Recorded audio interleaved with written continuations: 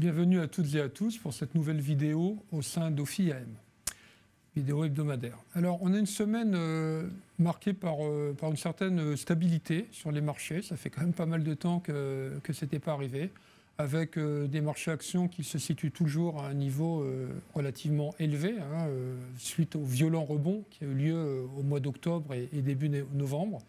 Et puis aussi des marchés de taux qui sont relativement apaisés, en tout cas depuis quelques temps. Alors pourquoi? Plusieurs raisons. D'abord des signes d'inflation un peu moins mauvais que les précédents. Alors on reste à des niveaux toujours élevés, mais il semblerait qu'on soit en passe d'atteindre donc ce fameux pic d'inflation, ce qui permettrait aux banques centrales d'être un peu plus accommodantes, enfin, en tout cas moins agressives que ce qu'on anticipait encore il y a quelques semaines. D'ailleurs, il y a une déclaration de Philippe Lane, qui est le chef économiste de la BCE, qui clairement dit que les hausses massives, c'est-à-dire à coût de 75 points de base, sont derrière nous, parce que on voit les premiers signes d'un ralentissement de l'inflation et aussi de l'économie. Aux États-Unis, c'est pareil, on n'anticipe plus de hausse de 75 BP d'un coup. Alors, on n'a pas revu forcément en baisse le taux terminal des taux courts et aux États-Unis et en Europe. Aux États-Unis, ça devrait être autour du mois de mars, autour de 5%.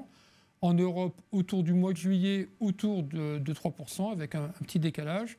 En revanche, on considère qu'on n'ira pas plus haut que ce niveau-là. Enfin, en tout cas, les marchés considèrent ceci. Et puis qu'il y aura finalement une redescente à partir de ce moment-là, un peu plus forte que ce qui était encore anticipé il y a quelques semaines. Et finalement qu'après ce pic, on devrait redescendre dès 2023, d'ailleurs, 2024-2025, pour avoir un rythme de croisière. Alors ça a engendré une détente des taux longs, avec un 10 ans américain qui est revenu même maintenant très largement en dessous du niveau de 4%, on est autour de 3,8 à peu près. En Europe, on a le Bund allemand qui évolue autour de 2% et le 10 ans l'OAT français entre 2,40 et 2,50.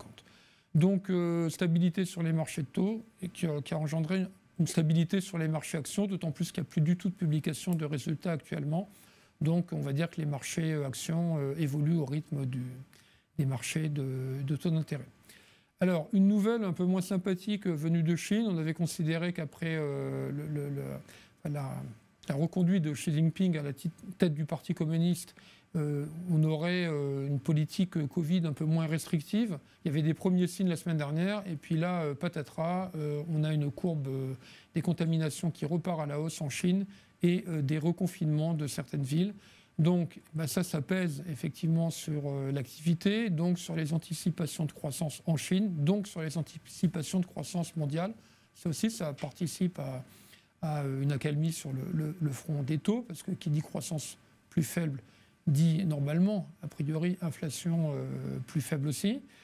Donc voilà, la Chine qui va, en tout cas à court terme, ralentir.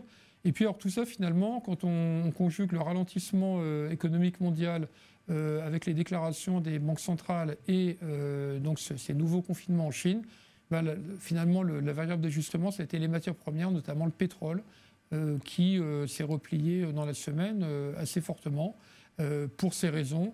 Et puis aussi parce qu'il y a eu des rumeurs comme quoi l'OPEP envisagerait de réduire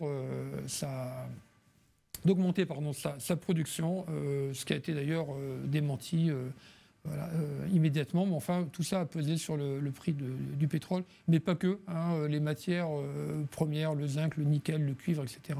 Parce que là, c'est très lié effectivement à la conjoncture mondiale et notamment à ce qui se passe en Chine. Voilà, donc une semaine calme pour l'instant. Des marchés actions là, que nous, on considère à leur prix. Vous savez qu'on avait était positif fin septembre et puis que face à la forte hausse du mois d'octobre, on était revenu à la neutralité.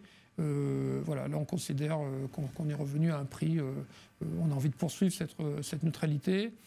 On n'a pas l'impression qu'il y aura beaucoup de potentiel à la hausse, en tout cas d'ici la fin de l'année.